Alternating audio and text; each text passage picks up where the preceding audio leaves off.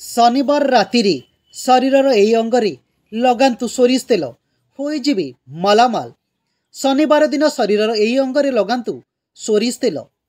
नकारात्मक शक्ति एवं सकारात्मक शक्ति उभय मनुष्य जीवन उपरि भिन्न भिन्न प्रभाव पकाई थाए।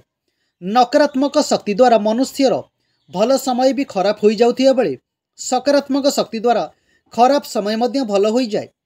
किंतु किछि उपाय को जदि मनुष्य निष्ठार सहित करे तेबे सबु समस्यार समाधान हो पारिबो। सप्ताह 7 बार मध्य शनिवार दिनटी अत्यंत खास होता है। किंतु शनिदेवଙ୍କ प्रभाव रे जीवन अनेक समस्या मध्य सृष्टि होता है। एक साधारण उपाय अनुଯାयी जदि आपण शनिवार दिन सकाळु उठी झाड़ू मारिबा पूर्वरु गंगा जल किंबा राति सारा तंबा पात्र किंबा माटी पात्र रे जल रखी ताहाकु घरर मुखद्वार रे सिंची दियंतु, जहा द्वारा अतृप्त आत्मा चली जाए। किंतु आहुरी किछि खास उपाय रही जहां आपण शनिवार दिन कले अनेक शुभ फल प्राप्त हेबो। यह व्यतीत सोरिष तेल केउ अंगरे लगाइले शुभ फल मिले सही विषय मध्य कहिबु। 2 शनिवार दिन घरे पोछा लगाइबा जरूरी अटे एवं यही काम करिबा समय रे जल रे फिटिकिरी मिसाई पोछा लगाइले सबु नकारात्मक दूर होइताए एवं सकारात्मक शक्तिर उपस्थापन होइताए। 3 आजिकाली करज समस्या एक अधिक मात्रा रे हेउथिबा समस्या अटे। तेणु यही समस्या थिले साधा पान रे 2टी लवंग एवं गोटिए अलैच सहित अल्प मीठा वस्तु रखी एक बिड़ा तैयारी करी संध्या समय हनुमान मंदिर जाई श्री हनुमान को चरण रे रखी दियंतु। यह द्वारा आपणकर करज समस्या दूर होई जिवो।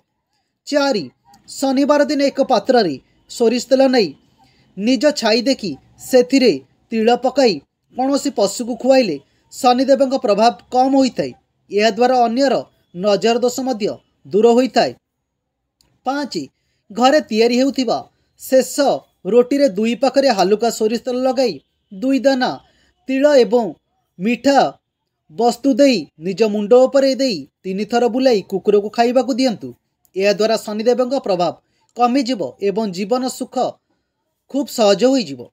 6 शनिवार दिन केसरी कौनसी भी तेल लगाइबा द्वारा एवं नाभि रे तेल लगाइबा द्वारा भाग्य उदय होता है। नाभि रे सोरिष तेल लगाइले ओठ मध्य फाटी न थाए। यार वैज्ञानिक सम्मत कारण सहित अनेक वास्तुजनित कारण रही। 7 शनिवार दिन शनिदेवଙ୍କ परे श्री हनुमान को मध्य आराधना करंतु। शनिदेवଙ୍କ मूर्ति को पूजा न करी शिला को पूजा करंतु एवं केबे भी शनिदेवଙ୍କ आखि को देखिबा उचित नुहे, कारण यह वक्र दृष्टि हिसाब से पड़ पारे।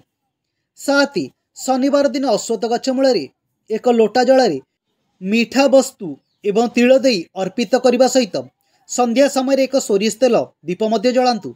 यह द्वारा जीवन सबु समस्या दूर होता है। 8 एकाधिक समस्या थिले शनिवार दिन श्री हनुमान को चोला अर्पित करंतु, अर्थात केवल पुरुष माने चमेली तेल रे सिंदूर मिसाई श्री हनुमान को लेपन करि परिबे। यह द्वारा जीवन सबु समस्या दूर होता है।